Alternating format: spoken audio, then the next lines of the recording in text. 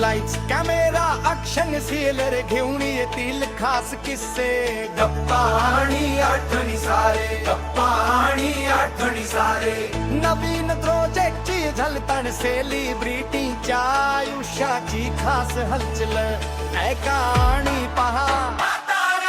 तुमचा आवडता celebrity TV podcast, चित्रसृष्टी मधले तारे घेऊन येतील खास किस्से, गप्पा आणि आठवणी सारे, गप्पा आणि आठवणी सारे.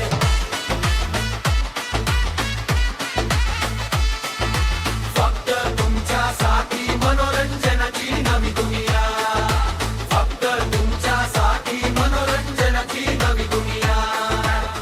हाय, हॅलो, नमस्कार. मी मृण्मयी भजक आपणा सगळ्यांचं सहर्ष स्वागत करते. कार्यक्रम आहे झलक ताऱ्यांची. मंडळी, आयुष्य नेहमीच आपल्याला खूप वेगवेगळ्या वाटा दाखवत असतं आणि त्या वाटांवरचं आपली वाट कोणती हे शोधणं आणि त्यावर मार्गक्रमण करणं हा एक रस्ता. कधी कधी असं होतं की आपण काहीतरी निवडलेलं असतं, त्या रस्त्यावर आपण चालतही असतो आणि आयुष्य आपलं छान असं अलगद बोट धरतं आणि एका वेगळ्याच वाटेवर घेऊन जातं आणि मग आपल्याला कळतं की अरे, हाच आपला हमरस्ता. तर अशीच वेगवेगळ्या वाटा जिने चोखाळल्या आहेत अशी अभिनेत्री, लेखिका आज आपल्याबरोबर आहे. आज आपल्याबरोबर आहे डॉक्टर श्वेता पेंडसे. श्वेता, नमस्कार. नमस्कार. खूप स्वागत करते तुझं कार्यक्रमामध्ये. तू डॉक्टर आहेस, डॉक्टरेट आहेस, तर आधी आम्हाला ते सांग की तू नक्की कसली डॉक्टर आहेस?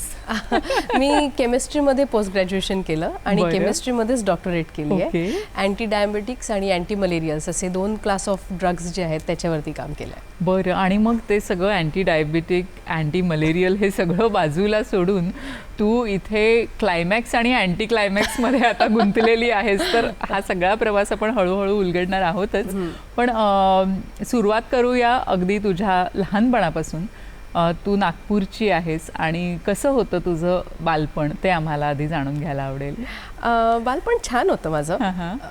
माझे वडील खूप लहान वयात मी गमावले, ते आम्हाला सोडून गेले. त्याच्यामुळे तो एक खूप मोठा सेटबॅक होता माझ्या चाइल्डहुडमधला. पण मी 9 वर्षाची असेपर्यंत मला होईपर्यंत त्यांचा सहवास मिळाला आणि तो खूप छान होता. मी तेवढ्या कमी वेळातही त्यांच्याकडून खूप शिकले आणि मी 4 वर्षाची असताना मला लहान भाऊ आला. त्याच्यामुळे तो आल्यापासून आई त्याच्यामध्ये बिझी असल्यामुळे मी जास्तीत जास्त वेळ माझ्या वडिलांबरोबर काढला. ते आर्टिस्ट होते स्वतः, ते दिग्दर्शकही होते. He was a painter. ते खूप छान डिझायनिंग करायचे. ते स्वतः सायन्स स्टुडंट होते आणि त्याच्यामुळे त्यांच्या हातात कला तर होतीच, त्यांच्याकडे ज्ञानही अफाट होतं, त्यांचं वाचन अफाट होतं. त्याच्यामुळे मला आठवतं मी आणि पप्पा खूप वेगवेगळ्या विषयांवर बोललोय लहानपणी. म्हणजे मी एवढी लहान असूनही आम्ही सगळ्या गोष्टींवर बोलायचो. एक तर मी खूप त्यांच्याबरोबर प्रवास केला, त्याच्यामुळे मला हे जाणवतं आता सुद्धा की आपण प्रवासात जितकं शिकतो ना तितकं कुठेच नाही शिकू शकत. म्हणजे घरात बसून तू खूप पुस्तकं वाचलीस तरी जे तू प्रवासात शिकशील ते तुला दुसरीकडे कुठे शिकायला नाही मिळत. आणि तेव्हा ट्रेन्स, म्हणजे आम्ही स्लीपर कोचनी प्रवास करायचो, तर ते येणारे जाणारे हॉकर्स, ट्रेनमध्ये जे सगळे विकायला येतात, चहापासून सगळ्या गोष्टी, प्लस प्लॅटफॉर्मवर गाडी थांबली की तेवढ्या वेळात ते नळावरचं पाणी वॉटर बॅगमध्ये भरून आणणं, ट्रेन थांबली आहे तेवढ्या वेळात, याही गोष्टींमध्ये मी खूप गोष्टी शिकले त्यांच्याकडून. खरंच, म्हणजे तू आता जे सांगतेस ना की छोट्या छोट्या गोष्टी आहेत ह्या खरं तर, पण एक कलाकाराचं मन कसं असतं की हे सगळं ॲब्झॉर्ब करत असतं आणि मग कदाचित त्याचा परिणाम खूप वर्षांनी दिसत असेल किंवा लगेच दिसेलच असं नाही. डेफिनेटली, म्हणजे त्या प्रवासात बघितलेली कॅरेक्टर्स कदाचित कुठेतरी आज लेखन करताना मला सापडत असतील किंवा ती कुठेतरी राहिली असतील मनात, असं वाटतं. म्हणजे तुला एकतर कलेचा वारसा बाबांकडून मिळालेला आहे, तो तू छान आता जोपासलायस. पण कॉलेजमध्ये असताना, शाळेत असताना तुला असं कधी वाटत होतं की आपण अभिनय क्षेत्रात जावं किंवा आपण छान टीव्हीवर दिसावं, आपण मोठ्या स्टेजवर दिसावं? परफॉर्मन्स तर खूप लहानपणापासून सुरू केला होता, कारण मला नाही आठवत की माझ्या अगदी बालक मंदिरही माझ्या आजीचंच होतं आणि माझी आजी स्वतः बालनाट्य लिहायची, बसवायची, त्याच्यामुळे नाटक हे आमच्या घरातच होतं आणि मला असं कधीच वेगळं जाऊन त्याच्यासाठी काही करावं लागलं नाही. म्हणजे आजकाल जे पालक आमच्या समर कॅम्प्समध्ये आणून मुलांना सोडतात आणि सांगतात त्याला स्टेजवर पाठवा, याची त्याला प्रॅक्टिस नाही आहे, किंवा पब्लिक स्पीकिंग येत नाही, हा प्रकार आमच्या कुठल्याच भावंडांसाठी कधी असा नव्हताच. घरातच खूप असायचं, म्हणजे ते सगळं? एकत्र कुटुंब होतं. माझे काका, आम्ही सगळी भावंड एकत्र राहायचो, चुलत बरोबर, भावंड. बरोबर. माझी बहीण तबला वाजवते, माझी त्याहून मोठी बहीण सतार वाजवते, म्हणजे चुलत बहिणी. माझी काकू पण गायची, आई पण गाते. तर ते वातावरण घरात होतं. तर स्टेज आम्हाला घरातच मिळालं खूप लहानपणापासून. पण प्रोफेशनली तू ह्या क्षेत्रात यावंस किंवा येशील असं वाटलं होतं का? नाही, मी लहानपणी? त्याच्याचकडे येते. मला नाही वाटलं असं कधी, किंवा ते एक ठरलेलं होतं की मी काय शिकायचं, 10वी करायची, 12वी करायची, सायन्सच घ्यायचं, त्याच्यानंतर ग्रॅज्युएशन करायचं, पोस्ट ग्रॅज्युएशन करायचं. शिक्षणाची रेषा ठरलेली होती, ठरलं होतं इथून इथे जायचंय. कला बंद नाही करायची हे माहिती होतं. म्हणजे त्याला आमच्या घरात खूपच महत्त्व आहे की गायलं पाहिजेच, एक्स्ट्रा करिक्युलर ॲक्टिव्हिटीज, तुमचं बाकीचं सांस्कृतिक प्रगती व्हायलाच पाहिजे, किंवा सगळ्या कार्यक्रमांमध्ये मी भाग घ्यायचे. अगदी 10वीत सुद्धा सुरूच होतं माझं, ते कधी बंद नाही झालं. पण मुळात ना नागपूर सोडून बाहेर यायचं हे कधी गावीच नव्हतं माझ्या. का बरं? नव्हतं, ते तसा सेटअपच नव्हता, किंवा मी कुठे बाहेर जाईन असं मला वाटलं नव्हतं. मला जायचंही नव्हतं, मला आईला सोडून कुठे नव्हतं जायचं, हे ठरलेलं होतं माझं. मला माझ्या भावाजवळ आणि आईजवळ राहायचं होतं. त्याच्यामुळे माझ्या सगळ्या मैत्रिणी इनफॅक्ट कॉलेज लेवलला गप्पा असायच्या त्यांच्या की आपण इकडे जाऊ, आपण तिकडे जाऊ. ग्रॅज्युएशन झाल्यानंतर पोस्ट ग्रॅज्युएशन करायला मला दुसरीकडे जायची इच्छा होती, कारण मला बायोटेक्नॉलॉजी घेऊन पुढे जायचं होतं आणि ते मला बाहेरूनच करायचं होतं. But it did not happen somehow. पण त्याच्यामुळे नागपुरात जितकी सांस्कृतिक चळवळ आहे त्या सगळ्यामध्ये मी भाग घेतलाय आणि भरपूर भाग घेतलाय. म्हणजे संस्कार भारतीचे कार्यक्रम, तिथली नाटकं, तिथे होणारे गाण्यांचे कार्यक्रम, सगळं मी केलेलं आहे भरपूर. म्हणजे असं एकही व्यक्ती सापडणार नाही जी नागपूरच्या सांस्कृतिक क्षेत्रात आहे आणि आम्ही एकत्र काम नाही केलं. तर नागपुरात राहून म्हणजे अगदी सो मच सो दॅट पुस्तक प्रकाशन समारंभ असतील, तिथे सुरुवातीला सरस्वती वंदना आणि नंतर पसायदान म्हणायला सुद्धा मी जायचे. तर गाणं शिकली आहेस? हो, बालपणी. आज म्हणायला सांगू नकोस, आवाज पूर्ण गेलेला, सर्दी झाली. हो, गाते. आता स्वांत सुखाय गाते, कारण 16 वर्ष शास्त्रीय गायन शिकले. पण मध्यंतरी जी काय 16 वर्ष मी लेक्चरशिप केली त्याच्यात मुलांच्या मागे ओरडून ओरडून घशाची पार वाट लागली आहे. आणि आता गेलं. तू लेक्चररशिप केली आहेस? मी नागपूरला सेंट फ्रान्सिस डिसल्स कॉलेजमध्ये होते. त्याआधी मी आंबेडकर कॉलेजमध्ये शिकवायचे. त्याच्यानंतर मी जेईला शिकवायचे, केमिस्ट्री शिकवायचे. आणि मुंबईला आल्यावर सुद्धा मी आधी लेक्चरशिपच करत होते. मी मुंबईला आले ती सुद्धा या क्षेत्रात काम करायचं आहे म्हणून नाहीच, आमचं स्थलांतर झालं ते काही कारणामुळे. आणि मग इथे आल्यावर आधी हातात काहीतरी काम पाहिजे ना, तर जे सुरू होतं तेच मी कंटिन्यू केलं. मी शिकवू लागले इथे आणि ओघाने ही सगळी कामं माझ्याकडे आली. म्हणजे पहिलं नाटक आलं, मग पहिली मालिका आली आणि मग तो प्रवास सुरू राहिला. आई ग, म्हणजे आपण म्हणतो ना की खरंच काही ध्यानीमनी नसताना जरी ती कला अंगात असली तरी त्याला एक व्यावसायिक रूप देणं ही एक वेगळी गोष्ट असते. आणि तू हा जो शिफ्ट केलेला आहेस, कारण अगदी टोटली ही दोन्ही वेगळी क्षेत्र आहेत की एक रसायनशास्त्र, त्याच्यामध्ये अर्थात तू पारंगत आहेसच कारण त्यातली तू PhD घेतलेली आहेस, आणि ते सगळं सोडून जेव्हा अभिनयाच्या क्षेत्रात आज तू स्थिरस्थावर झालेली आहेस, तर हा शिफ्ट तुला कसा वाटतो ग? म्हणजे तो असा हळूहळू झाला, आपसूक झाला, की काय नक्की केलंस तू त्यासाठी? तसं म्हटलं तर तो असा एकदम खटकन झाला असा शिफ्ट नव्हता. तो हळूहळू होत होता. पण तो करताना करावे लागलेले बदल, म्हणजे टाईमटेबलपासून लाईफस्टाईलमध्ये करावे लागलेले बदल, यात फार फरक होता. तो मला जरा स्वतःमध्ये आणायला खूप वेळ लागला, कारण त्याच्याशी मला जुळवून घ्यायला सुद्धा थोडा वेळ लागला. एकतर नागपुरात हे प्रोफेशनल कोणी करूच नाही शकत, कारण या क्षेत्रात तसा कमर्शियली स्कोप नाही आहे. तिथे होतात पण त्या सगळ्या हौशी पातळीवर सगळ्या स्पर्धा किंवा नाटकं होतात. इथे आल्यावर सगळंच कमर्शियल होतं. म्हणजे मी सहज म्हणून एका मित्राच्या सिनेमात एका छोट्याशा पार्टसाठी डबिंग करायला गेले, तर बाहेर पडल्यावर त्याने माझ्या हातात 2000 रुपये दिले. तर मी म्हटलं, पैसे कसले देतोयस तू? कारण हे माहितीच नाही की पैशात मोजायचं असतं. पण तो म्हणे की नाही, इथे असतात तासाचे पैसे आम्ही देतो लोकांना. सो माझं असं झालं की नको रे, तू का पार्टी करू आपण, याची राहू दे. पण इथे आल्यावर मला कळलं, जेव्हा इथे राहायला आले तेव्हा, की नाही, पदोपदी पैसा लागतो जगायला इथे. मुंबईत तुम्ही एका ठिकाणून दुसरीकडे जायला आज 500 रुपयाची नोट कशी संपते कळत नाही आपल्याला घराच्या बाहेर गेल्यावर. आणि मी आले 2013 साली. तेव्हा मला या शहराची गणितं माहिती नव्हती. 2013 साली तू पहिल्यांदा 2013 मध्ये मी मुंबईत शिफ्ट झाले पूर्णपणे. म्हणजे पण तेव्हा हळूहळू मला हे शहर कळू लागलं. तर तोपर्यंत पण मला असं वाटलं नव्हतं की मी या क्षेत्रात पूर्ण, कारण मुळात ना या क्षेत्रात मी कोणालाच ओळखत नाही. म्हणजे तेव्हा नव्हते. आता खूप माणसं जोडली गेली आहे आणि छान जोडली गेली, याचा मला खूप आनंद आहे. पण आले तेव्हा कोणीच माहिती नव्हतं. मला हेही माहिती नव्हतं की कुठे जायचं असतं, ऑडिशन द्यायची असते कशी. मी ठरवलं आपली लेक्चरशिप करायची, बघू एखादं नाटक करू. आणि सुदैवाने माझ्याकडे तो अलबेला हे नाटक आलं. बरं. मग ते केलं आणि त्यानंतर एक एक प्रोजेक्ट येत गेलं. सगळ्यात महत्त्वाचा बदल काय होता की मी होते शिक्षिका. शिक्षिका म्हणजे साधी राहणी आणि हे क्षेत्र complete glamour. So you have to look good. आणि जेव्हा माझी मालिका सुरू झाली तेव्हा मला हे जाणवलं, कारण मी साधी भाजी घ्यायला गेले, दूध आणायला गेले तरी लोक ओळखायचे. आणि आता तरी हे सेल्फी प्रकरण वाढलंय, तेव्हा इतकं नव्हतं पण लोक ओळखायचे. मला असं वाटायचं बापरे मी कशी आले. आपण काय सकाळी उठून निघतो आणि चालू लागतो. तिथपासूनचा तो बदल होता की स्वतःला कसं ठेवायचं, आपण कसं दिसायचं. बरोबर आहे, कारण मालिकेमध्ये असं होतं की तुम्ही जरी झोपेतून उठला तरी तुम्ही छानच दिसता. असता. आणि मुळात ते एक असतं ना, ते वलय असतं तुमच्या मागे, तर त्यांना तुमच्याकडून एक वेगळ्या अपेक्षा असतात काही, जे मला इथल्या काही मुलींनी पण नंतर सांगितलं की असं असतं. So you have to carry yourself. So that was a major change. बरोबर आहे. तर हा सगळा जो बदल आहे श्वेता पेंडसे यांच्या आयुष्यातला, तो कसा झाला, हळूहळू झाला आणि कसं त्या सगळ्याबरोबर तिने कोपअप केलं, या सगळ्याविषयी आपण बोलणार आहोत कार्यक्रमातून. आता वेळ झाली एका छोट्याशा विश्रांतीची. कुठेही जाऊ नका, बघत राहा झलक ताऱ्यांची.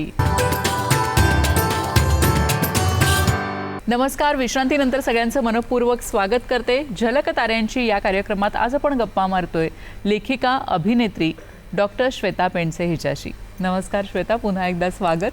आणि मग तू मुंबईत आलीस आणि तू म्हणालीस की खूप एक लाईफस्टाईलमध्ये फरक पडतो.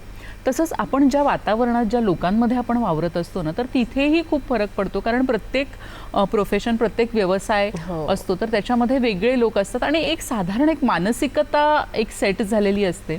तर तुला काय वाटतं की एक शिक्षक म्हणून, शिक्षक म्हणजे एक नाही म्हटलं तरी एक ऑथॉरिटेटिव्ह असतं की मुलांनी आपलं ऐकायला पाहिजे, अगदी छडी नसली तरी तो एक आपला स्वभाव झालेला असतो त्या व्यवसायात राहून. आणि जेव्हा तू अभिनेत्री म्हणून इथे आलीस, तर काय तुला मेजर असा फरक काय जाणवला, विशेषतः लोकांशी डील करताना? एकतर ना असं सरळसोट कंपॅरिझन होऊ नाही शकलं इथे, कारण शिक्षण क्षेत्रच वेगळं आहे. होय. त्याच्यामुळे तिथल्या कॉलेजमधून मी जर इथल्या कॉलेजमध्ये झाले असते तर ते कंपॅरिझन करणं योग्य होतं. पण इथे ती तुलना होऊच शकत नाही. हे क्षेत्रच वेगळं आहे. त्याच्यामुळे या क्षेत्राचे ठोकताळे, याचे नियम, इथल्या पद्धती, चालीरीती हे सगळं वेगळं आहे. ते आत्मसात करण्यातच माझा सुरुवातीचा काळ गेला. काय बोलायचं, किती बोलायचं, कोणाशी बोलायचं, कसं बोलायचं, कुठे बोलायचं, फोन नंबर कोणाला द्यायचा, कोणाचा मागायचा, फोन केला तर किती वेळ बोलायचं, कोणाचा फोन घ्यायचा, कोणाचा नाही घ्यायचा, या सगळ्या गोष्टी इतक्या मला शिकाव्या लागल्या आहेत. एकतर खूप मोकळेपणाने बोलण्याची सवय आहे मला. म्हणजे अगदी कोणालाही भेटल्यावर असं, आम्हाला दोघांना कोणी बोलताना बघितलं तर कोणाला वाटेल खूप वर्षांची मैत्री यांची बहुतेक, इतकी मी मोकळेपणाने बोलत असते. पण ते इथे कुठे करायचं आणि कुठे नाही करायचं हे सुद्धा शिकावं लागलं. कारण कशाचे काय अर्थ घेतले जातात, कशावरून काय जज केलं जातं, हे मला खूप शिकावं लागलं. त्याच्यामुळे माझं एक नव्या अर्थाने शिक्षणच सुरू झालं असं म्हण. दुसरी मला गोष्ट, एक नव्या ब्रांचमध्ये शिक्षण सुरू झालं, नवीन क्षेत्र. कारण आपण हाऊस म्हणून करत असलेली एखादी गोष्ट आणि मग जेव्हा ती आपला व्यवसाय होते त्याच्यात खूप फरक पडतो. म्हणजे हे तर चांगलंच आहे की निदान तुम्ही तुमच्या आवडीची गोष्ट करताय, पण त्याच्यात फरक पडतो, डेफिनेटली पडतो. आणि मला तो खूप जाणवला. मुळात एक सगळ्यात मोठा फरक हा होता की शेअरिंग. म्हणजे मला एक गोष्ट कळली आहे तर आता साधारण कॉलेजमध्ये पण आम्हाला जेव्हा कळतं की हे जर्नल हा पेपर आता रिसीव्ह करणार आहेत किंवा ॲक्सेप्ट करतायत, सो यांच्याकडे आपला रिसर्च पेपर पाठवायचा, आपण पाठवू शकतो. आम्ही हे सगळं आपापसात शेअर केलंय. पण ऑडिशनबद्दल सांगायचंच नाही कोणी की इथे अमुक एक ऑडिशन आहे, तिथे तमुक एक ऑडिशन आहे.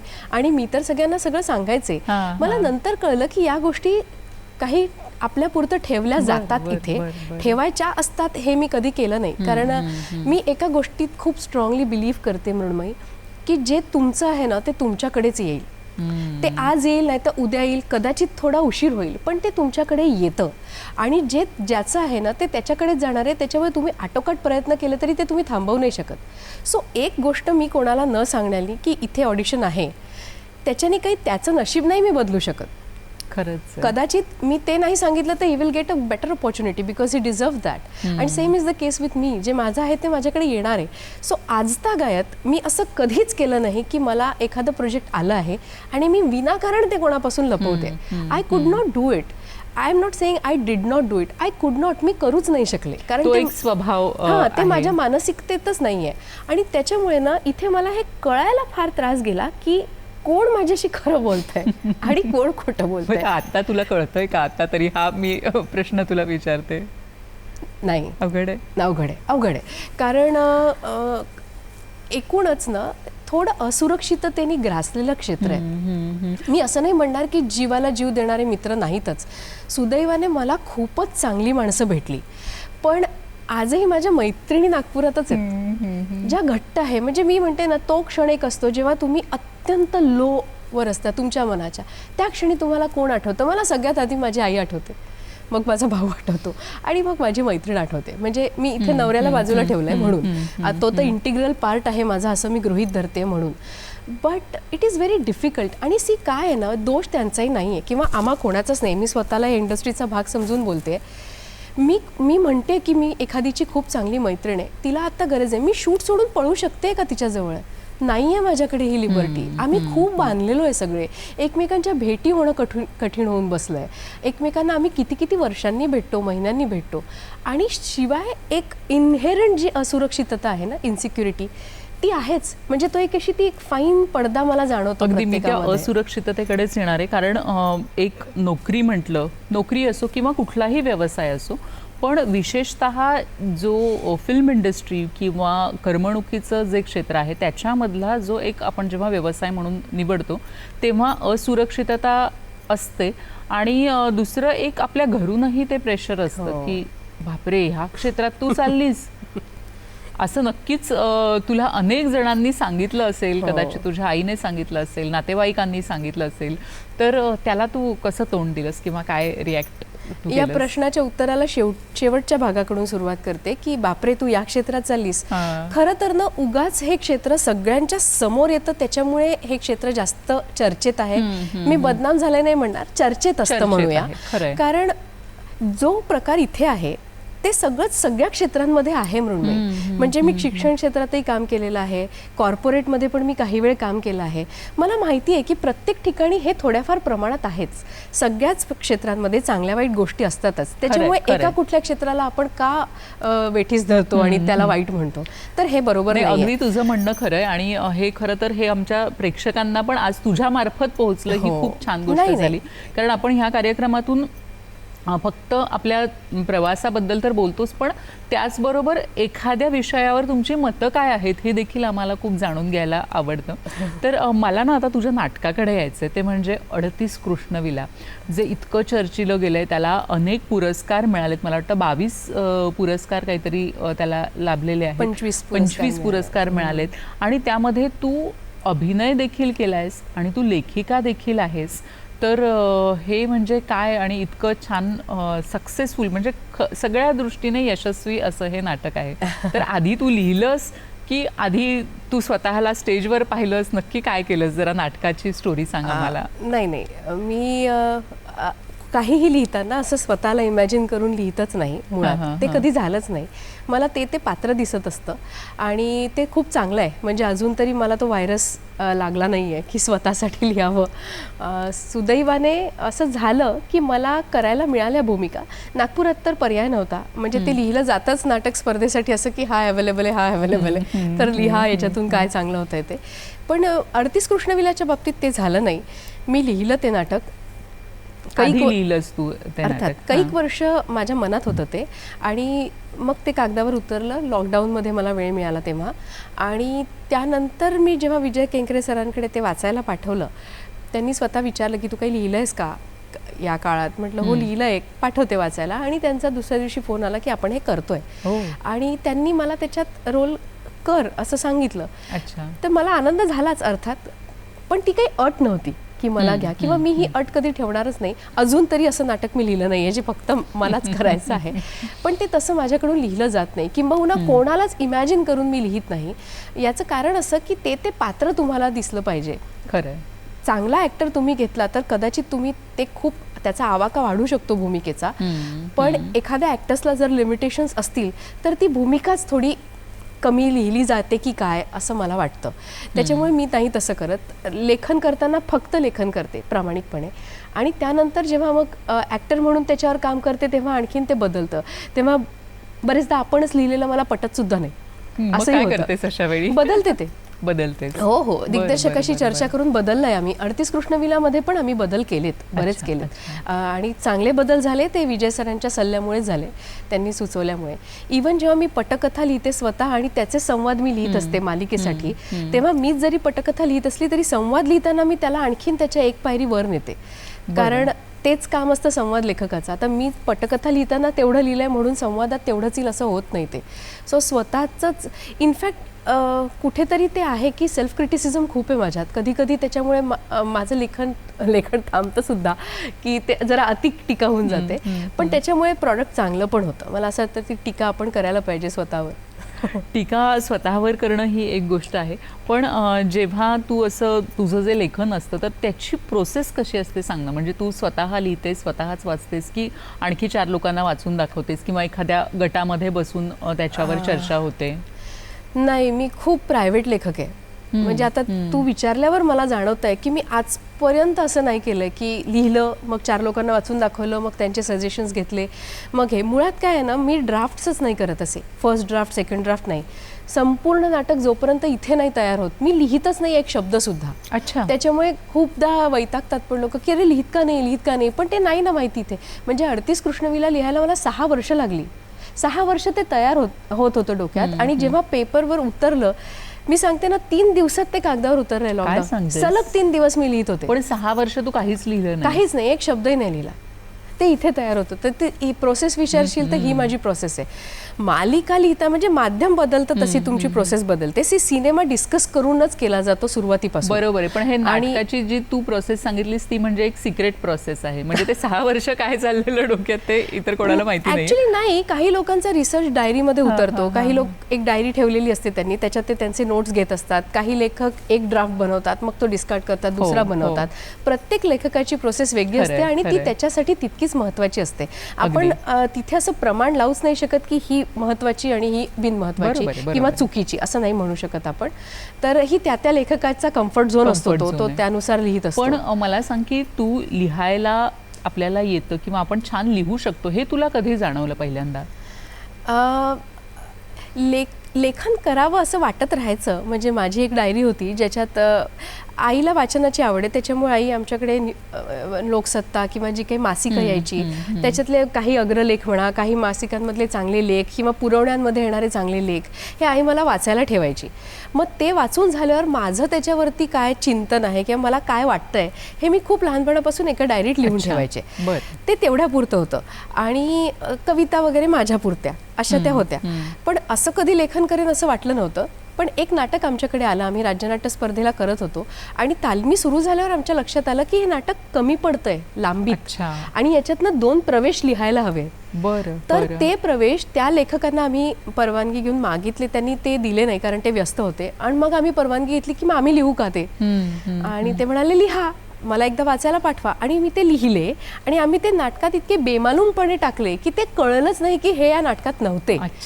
आणि त्याच्यानंतर मग दुसऱ्या वर्षी मी माझं पहिलं नाटक लिहिलं 2 अंकी, ज्याला 26 राज्य पुरस्कार मिळाले, माझी या मना नाव त्याचं. तर मला असं वाटतं तरी ते मला उमगलंच नव्हतं की आपण असं काही करू शकतो. आमचे दिग्दर्शक आहेत संजय काशीकर, त्यांना ते वाटलं की नाही हिला लिहायला लावायला पाहिजे, ही लिहिते, असं ते सुरू झालं म्हणजे लेखनाचा प्रवास तिथून. नाही तर मला असं वाटलं नव्हतं कधी की लेखनाकडे मी वळेन. वा वा वा. म्हणजे नाटकाचं लेखन सुरू झालं आणि त्यानंतर मालिका आणि चित्रपटांसाठी देखील तू लिहितेस. तर ती प्रोसेस कशी झाली, किंवा मग ह्याच्यातूनच पुढची पायरी म्हणू शकतो का? हां, म्हणजे ते झालं असं की नाटकं एकांकिका मी लिहित होतेच. इथे आल्यावर मला जेव्हा या क्षेत्रात मी पहिलं काम केलं, नाटक झालं, मग त्याच्यानंतर एक एपिसोडिक 1 तासाचे एपिसोड्स असतात, ती मालिका लक्ष्य केली. तर तेव्हा मला सांगितलं की तुला ना अभिनय क्षेत्रात खूप अभिनेते अभिनेत्री आहेत, पण या इंडस्ट्रीतनं लेखक कमी आहेत, चांगले लेखक. तर तू जर लेखन करत असशील तर तू लेखिका म्हणून अप्रोच व्हायला सुरुवात कर लोकांना. माझं असं झालं, जाऊ दे ना, लेखन थोडी करायचं. तेव्हाही असाच अप्रोच होता. पण मग माझ्याकडे कौल मनाचा हा सिनेमा लिहायला आला, त्याची पटकथा आणि संवाद मी लिहिले. मग त्यानंतर बारडो हा सिनेमा आला, त्याची पटकथा आणि संवाद मी लिहिले. त्या सिनेमाचे दिग्दर्शक त्यांनी पण पटकथा याच्यात केली. त्यांनीच मुळात असं सांगितलं की हां, तुम्ही लिहू शकाल सिनेमासुद्धा. So that was my learning process for screen play of the film. मी कधी ते ट्राय नव्हतं केलं. आणि संवाद मग मी एक हाती लिहिले. त्यानंतर मालिका आली खूप उशिरा, म्हणजे जेव्हा 7 सेन्स मीडियाची मी असं सासर सुरेखबाई मालिका संपवली, त्यानंतर त्यांची पुढची मालिका होती सारे तुझ्याचसाठी. त्याचे संवाद मी लिहावे असे आमचे निर्माते म्हणाले, शशांक सोळंकी. सो तिथपासून माझी मालिकेच्या संवाद लेखनाला सुरुवात झाली आणि मग मी पटकथेकडे वळले. सो हे सगळं टप्प्याटप्प्याने झालंय. आणि प्रत्येक टप्प्यावर मला असं वाटलंय की हे मला नाही जमणार. पहिला थॉट हा होता, कारण आपलं स्वतः बाबतीतलं पण एक मत असतं ना, की मी काय करू शकते, काय नाही करू शकत. साधं उदाहरण देते, खूप साधं वाटेल कदाचित, पण अमुक एक रंग माझ्यावर खुलत नाही अशी आपली एक खूप धारणा असते. जेव्हा कोणीतरी एखाद्या व्यक्ती आपल्याला ती साडी देतो, ती खूप जवळचीच व्यक्ती असते म्हणून आपल्याला ती नेसावीच लागते. नेसल्यावर आपल्याला वाटतं, अरे हे तर छान दिसतंय. साधारण तसंच काहीसं माझ्या बाबतीत झालं की नाही, हे मला जमणारच नाही, हे मी करूच नाही शकत. अशातून नाटकापासून मग सिनेमा, मग मालिका, प्रत्येक टप्प्यावर मला असं वाटलंय की मी हे करू नाही शकणार कदाचित. पण करायला घेतल्यावर हळूहळू का होईना, पण ते तितपत जमतंय. मी असं नाही म्हणणार मी बेस्ट आहे, पण हो, जुळवून घेते. नाही, पण म्हणजे खूप ज्या शक्यता आहेत त्या तू पडताळून पाहिल्यास. एखाद्या झाडाला जशा वेगवेगळ्या फांद्या फुटाव्यात आणि नवी पालवी फुटावी, त्याप्रमाणे श्वेताच्या आयुष्यात अनेक वेगवेगळ्या संधी येत गेल्या आणि आपल्याला जमणार नाही असं वाटत असताना त्या संधी तिने पुढे अतिशय छान पद्धतीने फुलवल्या. आणखीही तिचा प्रवास आपण जाणून घेणार आहोत कार्यक्रमातून. पाहत रहा झलक ताऱ्यांची.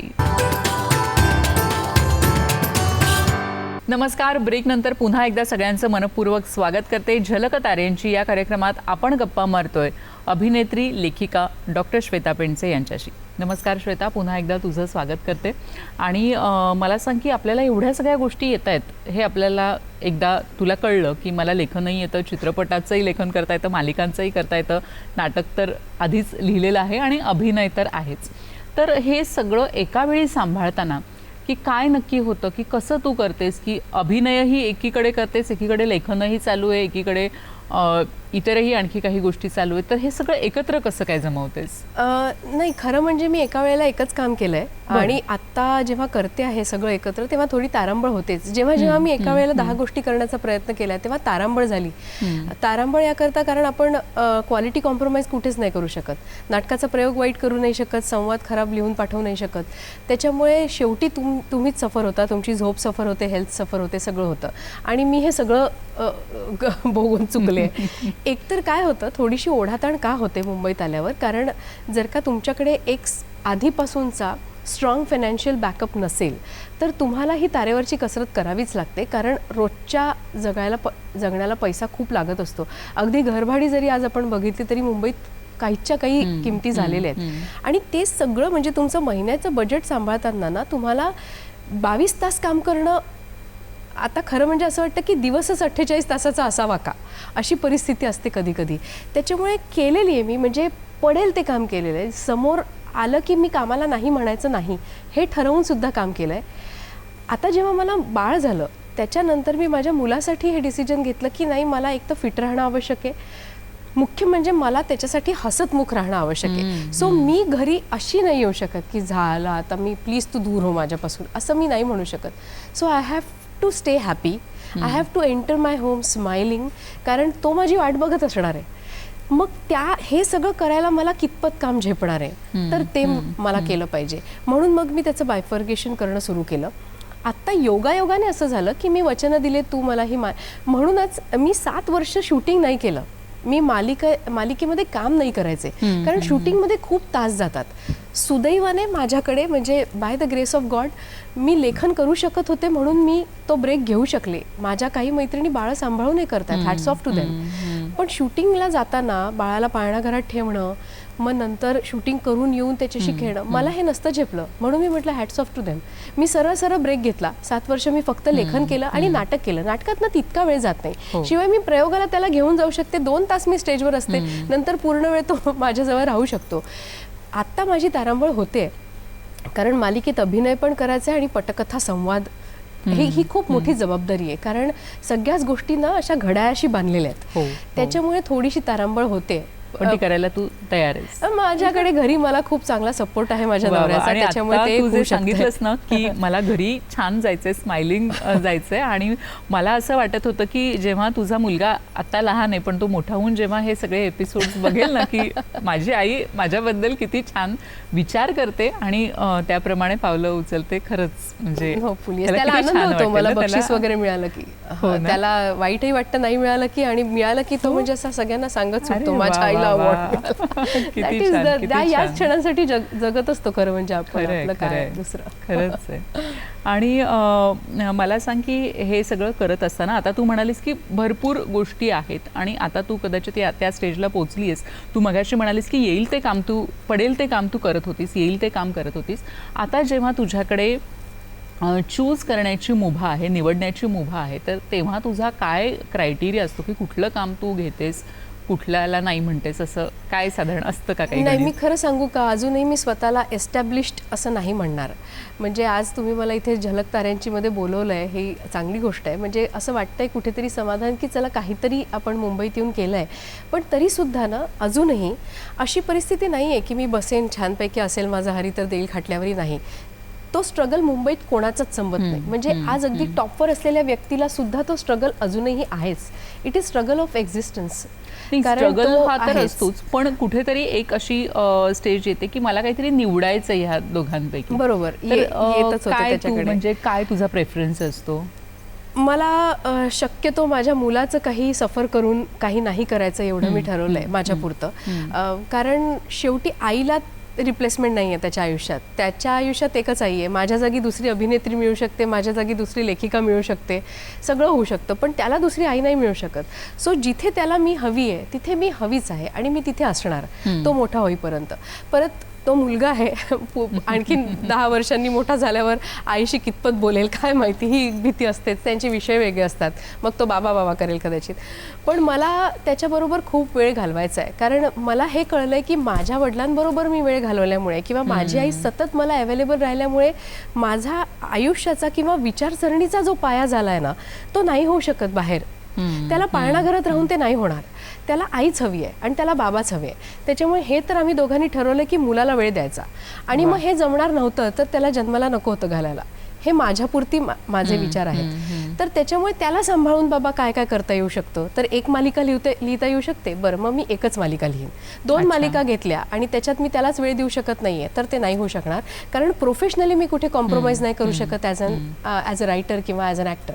तिथे मी जर का कमिटमेंट दिली आहे, मी त्यांच्याकडून त्या कामाचे पैसे घेते, तर I have to give my 100%. Then I cannot tell them की नाही माझ्या मुलाला बरं नाही आहे, त्याच्या शाळेत गॅदरिंग आहे, मी नाही देणार. नो, दिस कॅनॉट हॅपन. म्हणजे अल्टिमेटली काय फॅमिली एंड सफर होणार, विच आय डोंट वॉन्ट. त्याच्यामुळे मी तो बॅलन्स मेंटेन करण्याचा प्रयत्न करते शक्यतो. म्हणून मी अशीच कामं घेते जिथे ते सफर करून काही होणार नाही. आता सुद्धा त्याच्या शाळेत गॅदरिंग होतं, मी शूटिंगमधून 3 तास मागून घेतले, त्याच्या शाळेत जाऊन आले, परत शूटिंगला गेले. ते पण कोऑपरेटिव्ह होते, ही पण वेळ जुळली म्हणून मी ते करू शकले. पण जर मी नसते जाऊ शकले तर मला ते विचार करूनही सर्र होतं. खरं म्हणजे आता तुझ्याकडे ही क्लॅरिटी आहे की माझा प्रेफरन्स काय आहे किंवा पुढची काही वर्ष हा प्रेफरन्स राहणार आहे. हे बघ, पैसे तर कमवायचेच आहे. त्याच्यामुळे माझ्याकडे ती लक्झरी नाही की मी घरात बसेन आणि बस एका वर्षाला एक काम करेन वगैरे, असं नाहीये. तुलाही माहिती आहे आपला तो स्ट्रगल आहेच. पण त्यातल्या त्यात हा बॅलन्स मेंटेन करून जे शक्य होईल तेवढंच. त्याच्यात काही कुठली ओडॅसिटी नाही किंवा असं काही नाही. दिस इज इट. Yes, definitely. दुसरं मला एक विचारायचं की कलाकार म्हणजे आता तू पूर्ण वेळ कला ह्या क्षेत्रात आहेस, तर तुला असं कधी जाणवलं का ग की उगाच आलो आपण इथे, आपण परत जाऊया का, आपला जो एक छान सिक्युअर असा जॉब होता तिथे परत जाऊया का, असा कुठला क्षण एखादा आला का? क्षेत्र तर आता कुठलं सिक्युअर किंवा असं राहिलेलं नाही आहे, किंवा प्रत्येक क्षेत्रातच इन्सिक्युरिटी असते असंही काही नाही. It is up to you. तुम्हाला काम करायचं असेल, कन्सिस्टंट राहिलात, पेशन्स ठेवले, हार्डवर्क केलं, तर प्रत्येक क्षेत्रात you will shine, B it any career.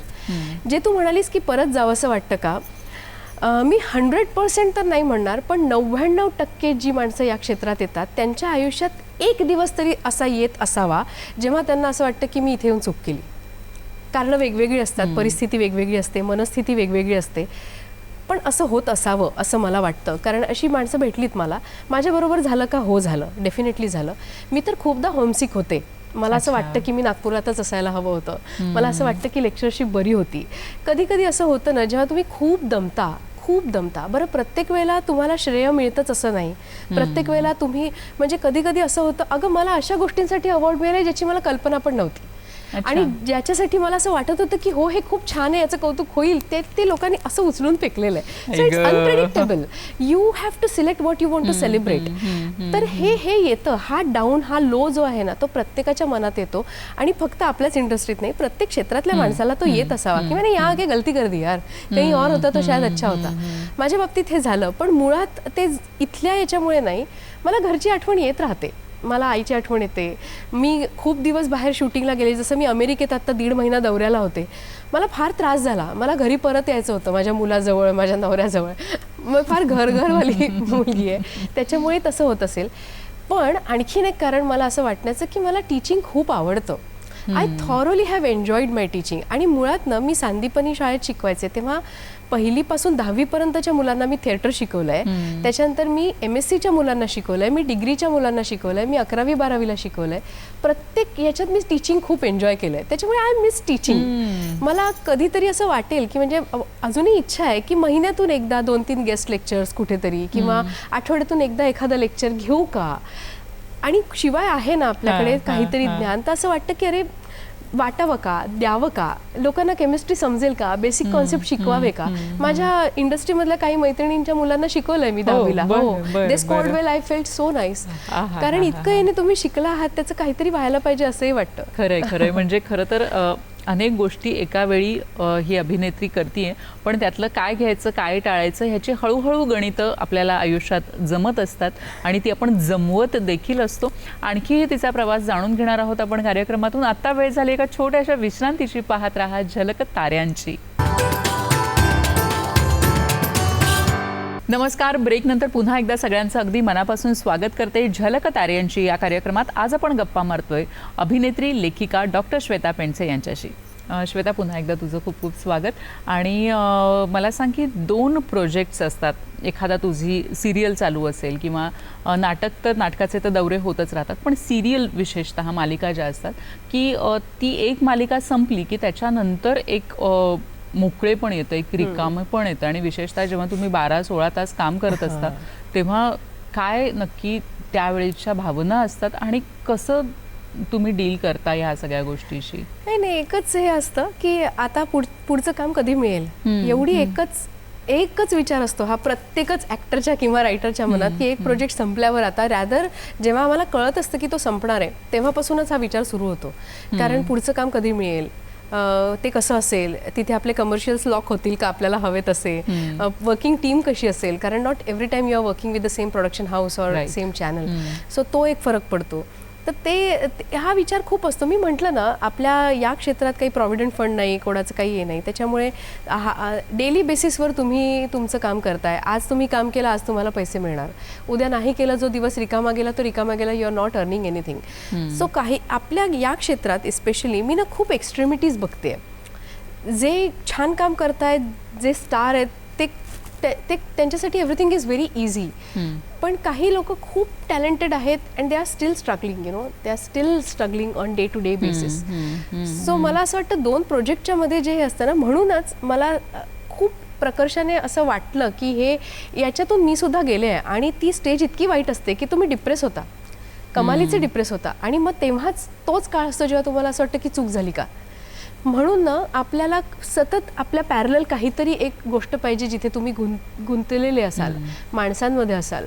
तुम्ही वाचन करायला पाहिजे, तुम्ही 4 लोकांबरोबर वाचन करायला पाहिजे वेगवेगळ्या गोष्टींचं. मी काय करते, माझ्याकडे स्वतःकडे काही काम नसेल तेव्हा मी सगळी नाटकं बघते, मी सगळे सिनेमे बघते, मी वेब बघते, मी त्याच्या नोट्स काढते, कुठल्या सिनेमाबद्दल मला काय वाटलं ते लिहून ठेवते, त्याची टिपणं घेते. मी ज्या मैत्रिणींना भेटायला नाही मिळत त्यांना भेटते. मी खूप फोन्स करते त्या काळात ज्यांच्याशी माझं युज्युअली बोलणं होत नाही, किंवा ते मला फोन करत नाही असा विचार करून की मी बिझी असेन. आणि मुलाबरोबर वेळ घालवणं हा तर सध्या म्हणजे ते खूपच मोठं. आम्ही दोघं एकटेच जातो फिरायला, प्रवासाला जातो. आणि स्वतःचं शिवाय तब्येतीकडे बघणं, एक्सरसाइज करणं हा एक खूप मोठा हे असतो. पण एक सतत ती जी भावना असते ना की आता पुढे काय, याच्यानंतर काय, त्यासाठी मला असं वाटतं प्रत्येकाने आपलं एक पॅरलल काहीतरी सुरू करून ठेवावं. म्हणजे एखादा पॅरलल बिझनेस छोटासा, जसं खूप लोकांनी आता बघ युट्यूब चॅनल्स काढणं सुरू केलंय स्वतःचे, ऍक्टर्स लोक करतात तसं. It is about this. कारण not every time you are being seen on the screen. प्रत्येक वेळेला तुमच्या हातात प्रोजेक्ट असेलच असं नाही.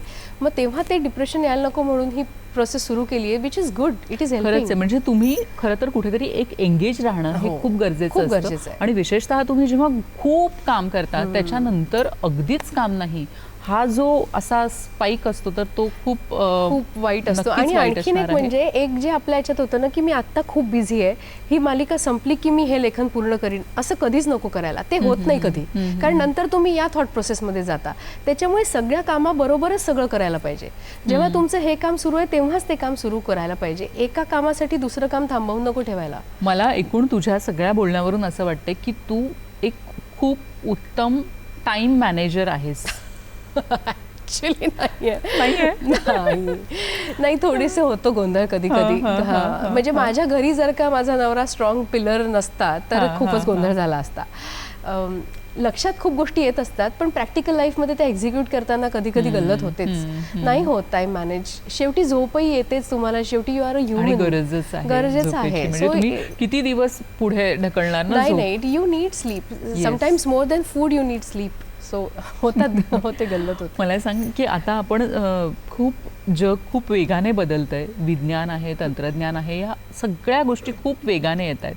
म्हणजे आजचं तंत्रज्ञान हे उद्या काहीतरी वेगळं झालेलं असतं, बदललेलं असतं. आपले मोबाईल्स बदलत आहेत, सगळी उपकरणं बदलत आहेत. ह्याच्यामध्येच आर्टिफिशियल इंटेलिजन्स AI आलेलं आहे आणि ते प्रत्येक क्षेत्रात आलेलं आहे. आणि कलाक्षेत्रही त्याला अपवाद नाही आहे. लेखनाच्या बाबतीत म्हणालीस तर आज मी एखादी जेव्हा कमांड देते AIला तेव्हा माझ्याकडे माझी स्क्रिप्ट लिहून येऊ शकते. आणि जर मी व्यवस्थित उत्तम कमांड दिल्या तर ती बऱ्यापैकी चांगलीही येऊ शकते.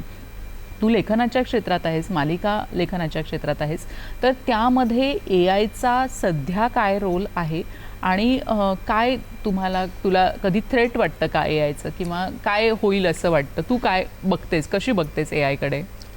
तांत्रिक प्रगतीचे नेहमीच दोन बाजू राहिल्या आहेत. चांगली बाजू पण आहे आणि वाईट बाजू पण आहे. पण मला नेहमीच असं वाटत आलंय की तंत्र हे नेहमी पूरकच असतं. तंत्र सगळं नाही करू शकत.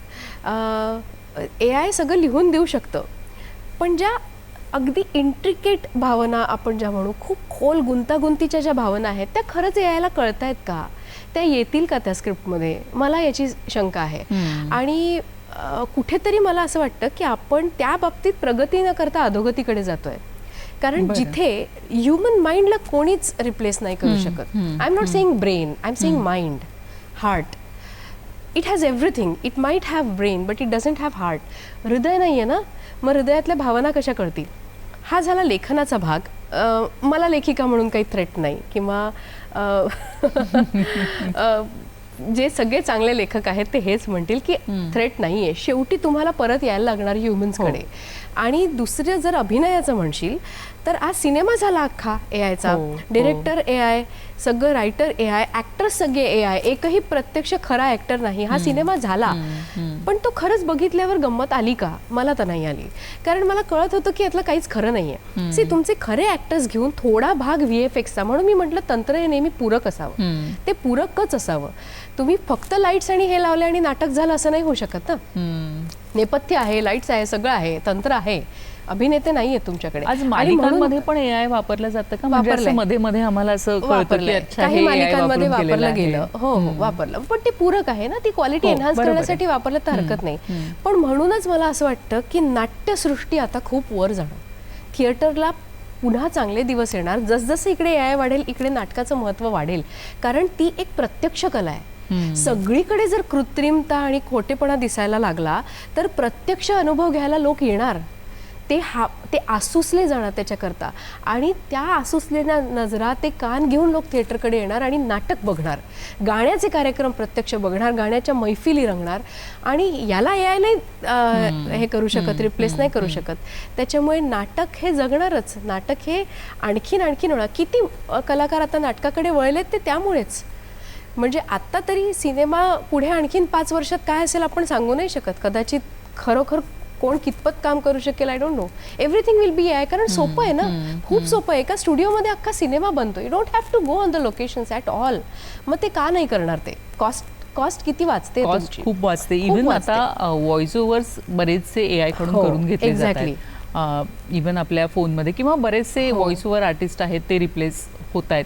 आणि पण तरीही तू जसं म्हणालीस की जे मूळ आहे, जे मूलभूत आहे, जे खरं आहे ते प्रत्येक वेळी माणसाला हवंच आहे. हे ना एका स्टेजला बोर होणार हे सगळं, कारण तुम्ही खूप टेक्नॉलॉजी पण नाही करू शकत. तुम्ही येणार परत त्याच्यावर.